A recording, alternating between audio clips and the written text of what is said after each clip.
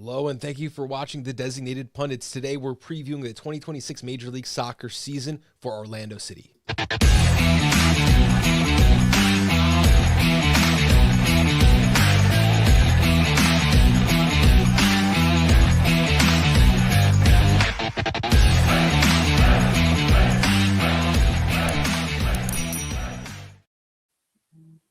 All right, let's get going. It is February 11th, just about 2 weeks before the start of the Major League Soccer season, and we're rounding a very good corner here. I think this is our 21st or 22nd team preview of all 30. And today we're joined by John Rawlins from John Rawlins TV. Also, kind of exciting, going to be one of my partners on the next NWSL podcast that we're going to be bringing to you starting whenever we finish all 30 of these, to be honest. John, how you doing today? Good, yeah. I'm just getting ready for the season. We just launched our jersey yesterday, so we're right around the corner. Can't wait to start. I just saw a post that 10% of Major League Soccer teams will be wearing yellow next season. That's interesting. They tried to tell us it was gold, but it was yellow. Isn't 10% of 30 teams? So that's like 3 teams. Yeah. Listen, math, that's for our Thursday predictions and sportsbook odds shows, not for this. And if you look, it's not really like gold. It's kind of like this like peachy kind of tan color. You see it on the graphic right there. But let's get into a brief recap of the 2025 season, because Orlando City, there were ups and downs. It was a little bit odd. 14 wins, 11 draws, and 9 losses, finishing 9th in the East. You were eliminated from the U.S. Open Cup in the round of 16, lost Leagues Cup semifinal and the third place game. And you lost in the wild card round to Chicago, who just came out of absolutely nowhere at the end of the season there. So some positives, some negatives. Overall, how do you feel about the 2025 season? There was a moment where we looked like really good in the East, and we were looking like we were, potentially going to end the season, strongly. And we had Martin Ojeda and Marco Pasalic, 2 of our DPs, looking really bright.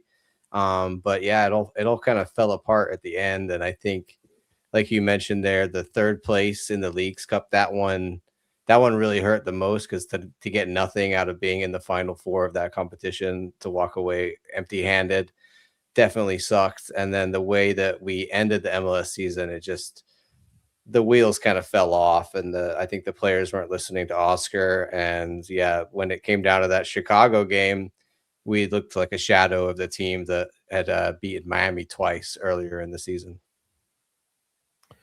It was an interesting season, because I felt like Orlando had a lot of pieces to be a lot more successful than they were overall. It felt like a very actually well-constructed roster. I don't know if that's just me being like an outsider and not having the locals' perspective on it, but I felt like this team consistently, like, I couldn't get a beat on them, because I was like, this team should be better. Every time I would tune in, I'm like, oh, this team's playing really good, attractive, attacking soccer. And I think our graphic here really explains that. 63 goals is 3rd in the East. That's what you're seeing on the depth chart. But 51 goals conceded 10th in the East. That is, a big weakness. And this defense is still, you got some building to do. We're going to talk about that in a little bit. You were 12th in goal, plus 12 goal differential, tied for 4th in the East. So overall, it was that offense, really coming out hot.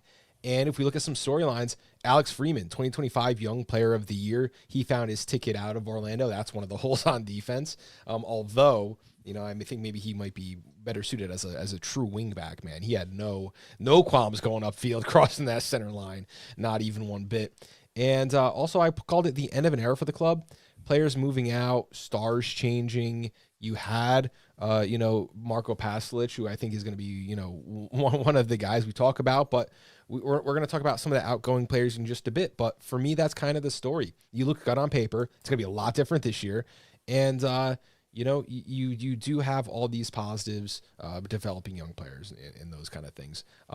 Any final thoughts about the 2025 season before we kind of move on? No, I think one to forget really for Orlando City fans. I think Alex Freeman is the main highlight. You know, sad that we only had him here 1 year, but we wish him well. Speaking of Alex Freeman, these are some of the top contributors for Orlando in the 25 season. Martin Ojeda leading the way, 16 goals, 9 assists. Marco Pasalic, 12 goals, 5 assists. I feel like I just heard those two names anytime, Orlando. If it's not Freeman, it was one of those two names. Luis Muriel, 9 goals, 6 assists. Ramiro Enrique, 8 goals. Alex Freeman there, 6 goals, 3 assists. Very respectable from that right back position. And then Eduard Atuesta, 6 assists. Any thoughts about the contributors? Overperformers, underperformers? I mean, I think Luis Muriel, for the $4 million a year he was getting paid, like by far and away our most expensive contracted player. It was like Martin Ojeda was making, I think, like 1.5 million and contributing, you know, far more if you look at the numbers. So we are, you know, excited to move on from him, just because we never really felt like his heart was in it here in Orlando. And he had some moments where he looked good, but really we just been missing, you know, 3-star DPs. We got 2 in Ojeda and Pasalic, but we needed that third, you know, number 9-star DP to kind of complete the picture. Alex Freeman, yes, contributed a lot. Ramiro Enrique has also left. He actually left in the summer window. And a lot of fans kind of blamed the end of the season going so badly on letting him go to the Saudi League. So nothing else really on the contributors. Like you said, Ojeda and Pasalic are the guys.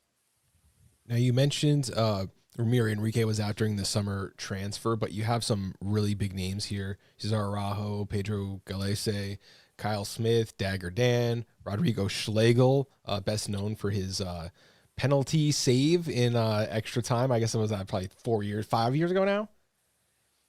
You had Nicholas Rodriguez and Luis Muriel all on the way out. There are more. Those are the ones that fit on the graphic that I thought we might want to talk about. Let's start with El Pulpo. Wow. I mean, it's so long that he was the Orlando City goalkeeper.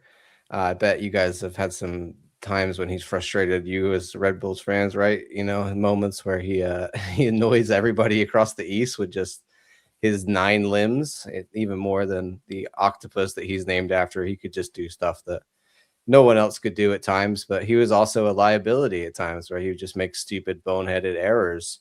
So I'm excited to see a new goalkeeper in Orlando City. I think it was a long time that we had Pedro. So about time for this refresh, that the goalkeeper position was one that needed to be addressed for sure. Is there anybody else on this list that you think is noteworthy in the sense that you're like, yes, good job on the club for finally making this move, or even somebody that you're like on the flip side of it, you're like, I wish we didn't see them, you know, leaving? Cesar Araujo was a guy that just, he seemed like he wanted to leave last year. Sorry, this time last year, and then we didn't let him happen. So then he was already kind of out the door. So I think he was one that we weren't going to see this year anyway. Kyle Smith, great guy.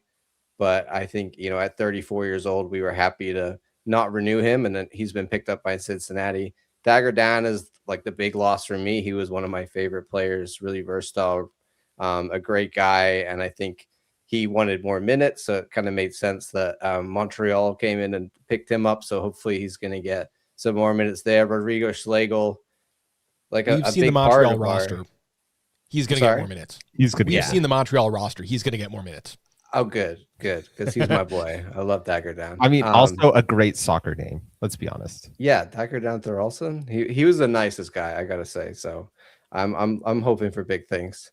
Rodrigo Schlegel, I think, again, like I said with Pedro Galese, we're ready to move on. Like he was, I think, an okay MLS center back, but we need to really improve in that position. So I think most of these guys, it made sense. We're reloading the roster, and there was a lot of money here on wages that we wanted to move off so that we could, you know, redesign the roster for a new version of Orlando City.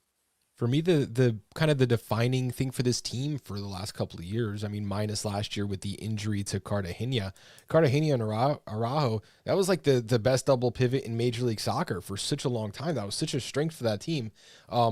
I don't like to see him go, but if that midfield is broken up anyway and there's some better players brought in, okay, it's time to say goodbye. It's like I used to be a big hockey fan. It's like when your favorite line breaks up, you know.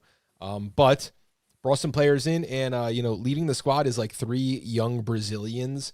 You got Thiago, Luis Otavio, and Iago Teodoro adding to them. Scott's a RSL fan. So Brian Ojeda, Brian spelt wrong. That is on purpose. That is actually the spelling of his name. Maxime Crepeau at keeper. And Harvey, last name Sarajian. You got it right. Harvey Sarajan. He's a Wake Forest guy, so excited to bring him in as one of our college pickups. Maxime Crepeau, sorry. We got a little bit screwed by Carlos Coronel, who said he was coming to Orlando City and then decided to go play in Brazil. So at that point, the only free transfer agent left on the books for goalkeepers was Maxime Crepeau, and we picked him up, which I think was a pretty good move, considering we wanted just to replace Pedro Galese without really spending that much money, and he's got good MLS experience. So let's see how he does with a World Cup year coming up in Canada, if he can kind of reignite his career here in Orlando.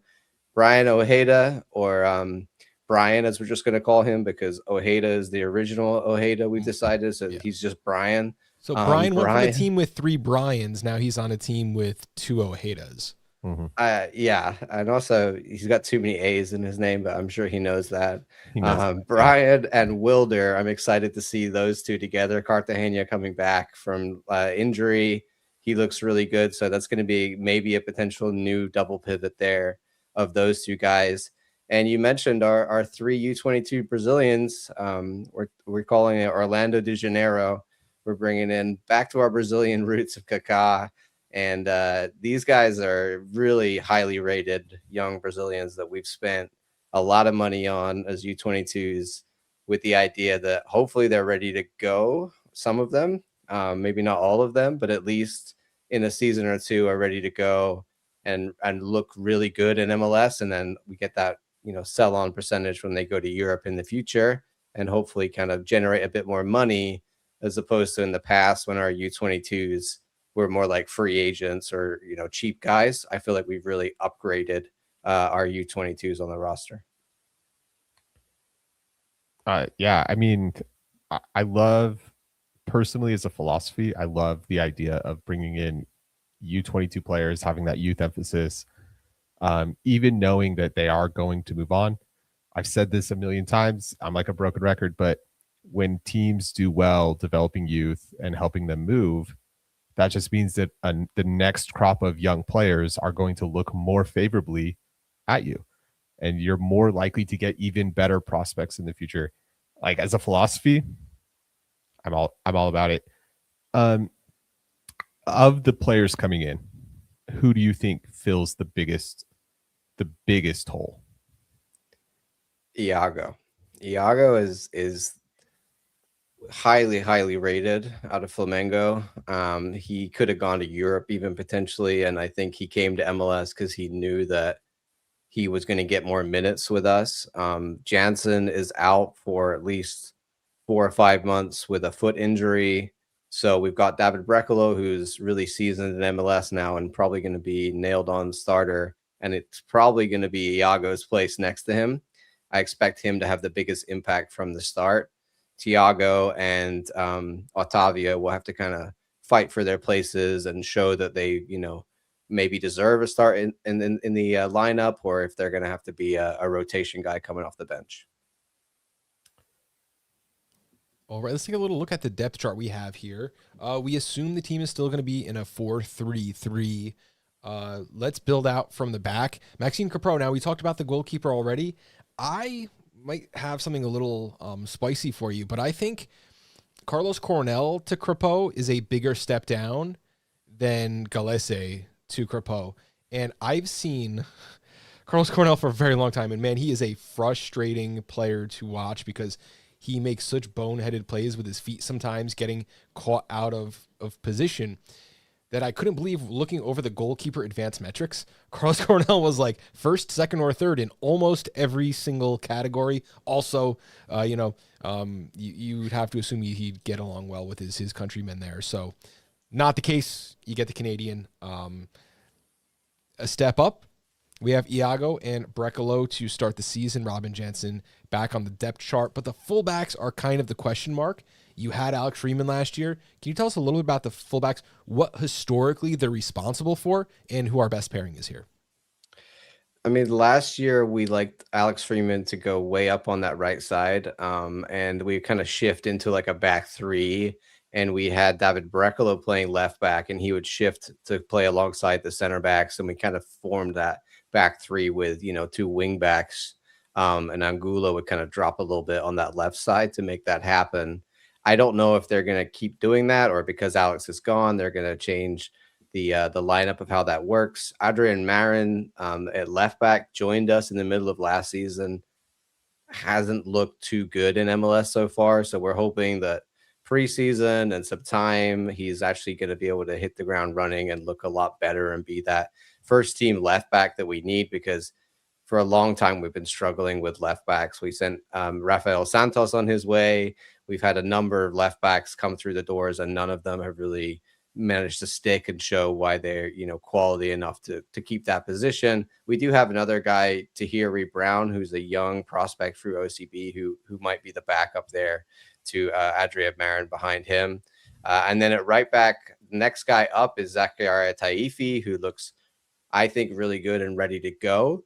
But I don't know if they're going to give him the shot to do it now that Alex has left that spot available. There's been a lot of reports from preseason games that they've been using Ivan Angulo as a right back, which I detest because I don't really rate Ivan Angulo's technical ability and definitely not his defensive abilities. So I don't like that idea, but he could in some way bring you the same ability to run that right flank that Alex Freeman did. So maybe that's what they're thinking.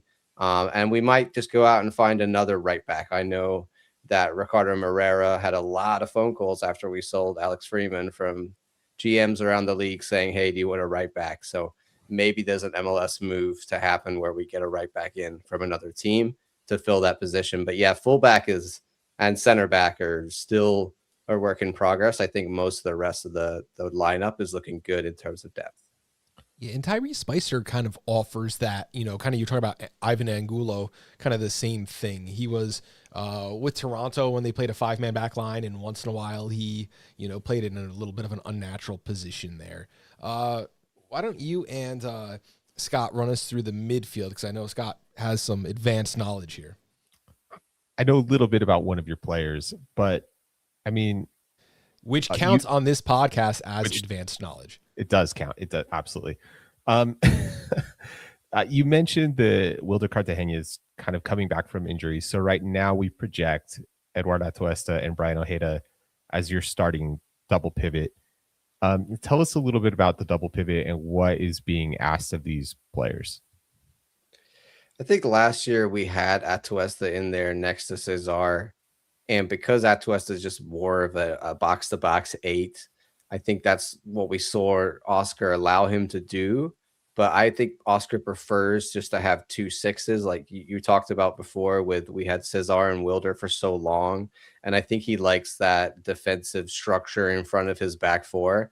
So I think most likely if Wilder's fit enough and ready, which he seems like he's had a good preseason, it's going to be him and Ojeda to kind of sit. But we know Brian Ojeda has moved into that 8 role and is kind of a bit box to box in himself. So maybe he's going to be the one to kind of get a bit more up the field. But I predict that Oscar's going to want to put 2 6s right in front of his back line and be very defensively structured as he likes to be.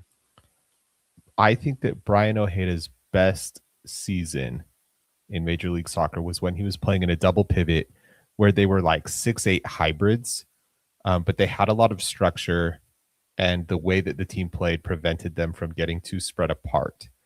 So I think that you could see the best of him in that structured, mostly 6 role. He's not a huge goal threat anyways, despite what his increasing numbers last year were. That's not really his game. So I don't think you're like sacrificing too much there. But yeah, like I think it's probably good scouting to want to play him in a structure like that. If we move up the field, Martin Ojeda is probably the player first on the roster in Sharpie. How does he relate to this midfield? Because I mean, his goal contributions were off the charts. So if you're not an Orlando fan, you might think that he does not really play much in the midfield. He's kind of like that second striker role. Like he's not really a creative number 10 as much as he is like a let me get up in the attack and see if I can do things. He likes to drift left. And so does Marco Pasalic, and that's kind of where we have that natural, okay, everybody drifts left, and then there's room on the right side for that right wing back to go flying up the field. But he is the most important part of this team. You're definitely right. He's the linchpin. He's the thing that everything goes around. And in terms of our attack, like I expect lots of goals from Ojeda. I expect lots of goals from Pasalic. I think Tyrese Spicer is going to step it up. We've got, maybe Thiago is going to have a big year. We'll see how he does as well, adjusting to MLS.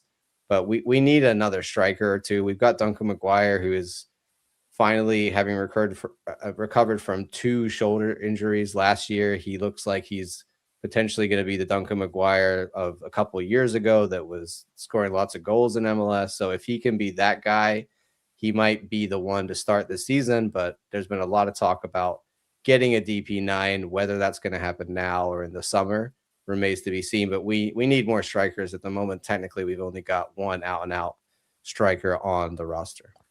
That was going to be my question because Duncan McGuire, very stop and start season, only played 800-ish minutes last season. 3 goals, 2 assists, only 7 starts.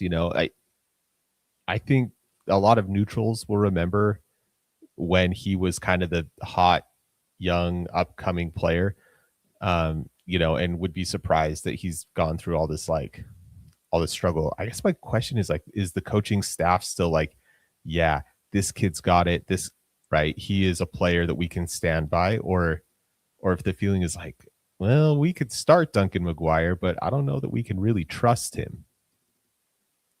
I think that's the question. And I think maybe they're going to say, we've got enough cover there of guys like Thiago and other people that can play in the striker position. Like Ojeda could play there if he wanted to, that they could roll the dice until the summer and say, okay, you've got, the beginning part of the season to show us why you are going to be our starting number 9, and we'll continue on from there. And then maybe we go get another attacker instead of a 9 as our third DP that we've got open there.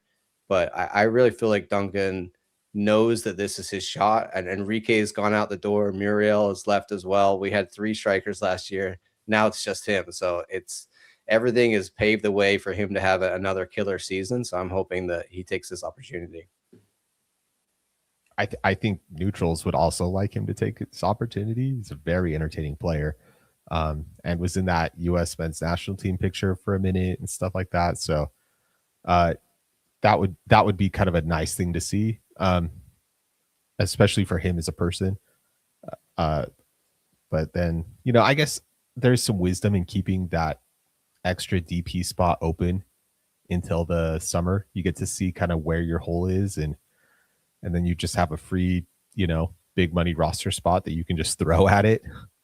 Yeah, and the World Cup, a lot of players are going to be looking for moves after the World Cup, and we're going to be bringing in players, around that time into Major League Soccer. I think that, most players are kind of trying to head to a place where they can, I've always said play the best possible team where you can be an everyday player. And, Duncan McGuire is one of those, I think he was traded 5 times in the same window. It was like he was on the plane and then the transfer failed, and then he gets back on the airplane and the transfer's back on, and, just a whole lot of craziness there. Let's talk about something that is a sure thing here. Marco Pasalic. I watched him score a banger against the New York Red Bulls. He absolutely has, those outside the box shots in his game.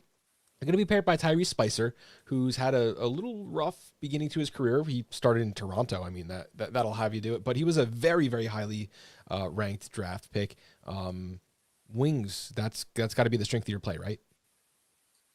Oh yeah, yeah, and we've got Gustavo Caraballo, who's a young 16-year-old Venezuelan coming up as well. We got Yutaro Sakata, who's coming back from injury, who's another young Japanese winger. So we got a lot of options to play out in the wing, like I mentioned before. Thiago, in terms of Marco Pasalic, he's another guy that I expect to have a big year. It's his second year in MLS. Like you said, last year he hit the ground running, but he's also part of the Croatia squad and has been called up quite a few times. So he's going to really want to impress for this first part of the season to make sure that he gets in the Croatia lineup and is there part of that World Cup team.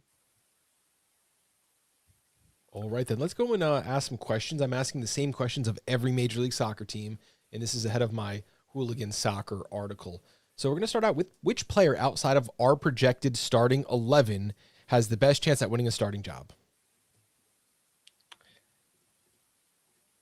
Ooh, that's hard. I think probably Thiago, the young left winger / striker that we brought in one of the U22s. He looks very bright in preseason and just seems like that kind of dynamic winger / striker he just wants to be very direct. He gets his head down and takes guys on and is hungry for the 1v1. So he's not projected right now to be in the starting lineup, but he could be. And I feel like he's got a very good chance of making one of those spots his own. What are realistic team expectations for where you guys place on the table, accomplishments over the season? I think it like the top end, if everything hits and it all goes smooth, and it's a really good season, maybe we're in fourth. I think if everything goes badly, we don't even make the playoffs this year. There is a scenario where that could happen. We've made a lot of changes. But I think the lower end of the playoffs is where I expect us to see. I would probably say 6th or 7th is where I see us. I think we are going to do better than last year. I think we've got a lot of great things in the attack as long as we can improve defensively and not concede so many goals. Then I'm hoping we can have a better season and push out of 9th, which were actually really bad compared to some of the other years where we've been finishing up in 4th, 5th, 6th, even 2nd one year. So I would like to see us return to that, but we have made a lot of changes. So it really depends on how many hit and how quickly they hit and how quickly this new version of Orlando City can start functioning. Defensive improvement would definitely help that. I give you one realistic expectation, which would be defensive improvement, but also improvement in home form. The home form wasn't bad. Like we've talked to some teams where it's like you guys had bad home form. The Texas teams especially really stick out in my mind. You guys were like 8. What was it? 8, 4, and 5. Yeah, it's not terrible, but you turn 1 or 2 of those losses into wins. You know what I mean? The road form was pretty good, actually. In some ways, this team felt sometimes more comfortable on the road. I think a realistic expectation would be to figure it out at home, be really, really dominant there.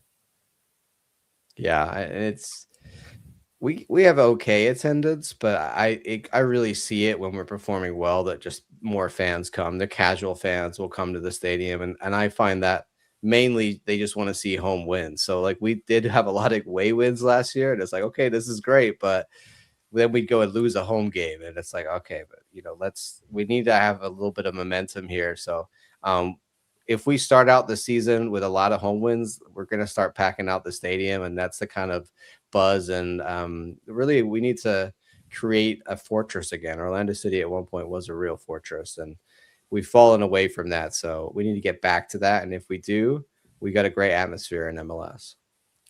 It is a great atmosphere. Suppose that somebody turns on an Orlando game midseason or whatever, and isn't super familiar with the team. What are some of the storylines they should be looking to kind of check in on as they see the team? I think you need to check in on like young players and how many of them are getting chances. Oscar Pareja is just not historically given a lot of chances to young players. He's known for developing like Dallas's academy and our academy, but actual MLS minutes, he doesn't seem to give out a huge amount of chances. And now we have built a roster that is so youth focused and lots of great U22s and college prospects, and we've moved away from so many veterans in the squad. What does that look like? Is he going to play a lot of these young players? And who are the ones that are really developing and showing, okay, I'm ready to, take it to the next level? All right, then let's. Sorry, I kind of want to ask a follow-up question on Oscar Pareja, if we've got time for that. I seem to just have this memory sort of in the back of my head, and I didn't really prepare this. So look, if I'm wrong, please just say that. I will take that without being hurt. But I distinctly remember some grumblings about Oscar Pareja and the way that he managed the team. Yeah. Is that fair? Yeah, no, the fan base is like, and I'm among them where I wanted him to go at the end of last season. I just felt like he's, we've seen enough of his version of soccer. And I think that there's a lot of coaches from that era that are starting to move on, right? Like he's from the Caleb Porter era, right? He's from, the era of Bruce Arenas, right? He's still around, but most of those guys we're moving on from. So there's a lot of questions about, is Oscar Pareja stuck in MLS 2.0? Can he be, MLS 4.0, whatever we are now? Can he adapt to just being a bit more aggressive? You talk about those home games, and so often we would sit back and after one goal or even two goals, and then we're inviting pressure and the team gets back into it and we throw it away and end up with a tie or a win, throw away a win into a tie or a tie into a loss. And I think people are just a bit tired of that. So there's a lot of question marks around whether Oscar Pareja can actually win us MLS Cup. And with this rebuild or reload, whatever you want to call it, that we're doing, I think a lot of people also wanted to see the coach change. So if he doesn't make it work with this new squad, I expect his time to finally be up. What do you think it takes where his seat is really hot? Like if we're really bad by the summer, I think if it's looking like we're not going to make playoffs by that summer window and post World Cup, they can go get a better manager, then I think they will do that. Thanks. That's interesting. So I'll bookmark that for my season storylines and see if Oscar Pareja is still there. He's been with us for like 6-7 years. Like he's a long-standing manager in MLS. So he is on the hot seat for me. So let's get down to the manager's X's and O's. We got 4 more quick questions. First, what play styles does Orlando match up well against? What are their tactical strengths? We match up well against teams that come and attack us and leave lots of space in behind. We love the transition ball. That's what Oscar's all about most of the time. Even at home, like I mentioned, we're just a lot of the time we make most of our goals and create most of our chances in transition. Guys like Ivan Angulo really fast on the counter attack. Guys like Marco Pasalic and Ojeda with 1-2 passes up the field and bag it in the net before the other team has really had a chance to recover and reset. Let's take the inverse. What is a weakness? What styles will Orlando match up poorly against?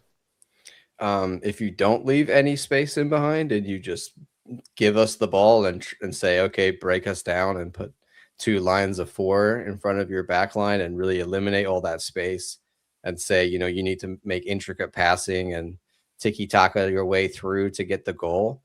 That's like our kryptonite. And teams have done that to us even at home. And we've watched us just kind of pass the ball around, but not have that little bit of quality or, extra flair or whatever is needed to unlock a defense that just sits and says, you're not going to have any space and we're not going to bring ourselves out to leave space for you to counter into. It's that magical number 10. Yeah. And that's the guy who you look for that's the guy who I look for to break down. He's good at it, but I don't think we have all the pieces around him. We're designed for that transition, not for the intricate passing around the box. Yeah, I don't see other midfielders who are going to unlock defenses with their passing necessarily. You might break some lines on the dribble, but yeah, I don't see a lot of passing to break down, especially compact defenses. Looking at your roster, projected starters, and thinking about how players performed last season too, who improves the most in 2026? I think Adrian Marin is the one I'm going to go for. I think, like I said, he joined mid last year and just struggled with MLS. And maybe the team was not performing well at that time as well, so he was kind of part of that. But in preseason, we've heard reports that he looks like he's ready to go, and he has a lot of experience in Spain and Portugal as a well-seasoned, veteran of those leagues. So he should be able to be good in MLS and hopefully fulfill our left back issues finally. So I'm going to back him to shut the fans up, because there's a lot of fans that don't like him already, even though he's been here 6 months. I'm going to back Duncan McGuire to stay healthy and score more than 3 goals this year. I think that's a good shout. Let's take the flip of that. Which player do you think is set for a regression in 2026? Ooh, this is a hard one. I'm gonna go with Atuesta. I think I like a lot of his game, but I think there's times when he just goes missing. And I think that they brought in Brian as well as, Wilder coming back, and we've got Otavio. And I just think he's going to get pushed down that pecking order, and he might then, look to find somewhere else at the end of this season. I think he really has to do better than he did last year and step it up and show like that LAFC form that he had in MLS to really impress me. I think more likely he's going to get pushed in the pecking order back and not get as many minutes. All right, John Rawlins. One more time, let us know where we can find your work. So I have my own YouTube channel, John Rawlins TV, where I cover MLS and I do Orlando City. I have NWSL and I cover Orlando Pride. I also cover my team Stoke over in the UK, who play in the Championship. And I'm also part of the Loud and Proud Orlando podcast, and we cover everything Orlando City and Orlando Pride. So you can check me out as part of that team as well. Everything on YouTube. Teasing the little High Impact Pundits logo we got there, part of the same podcast family, but we got to make it a little different, a little special for NWSL. Can't wait to get started on that project. Going to be a lot of fun. John, thank you so much for being here. Thank you everyone at home for tuning in. Make sure you join us at 10 o'clock Eastern time as we talk LAFC.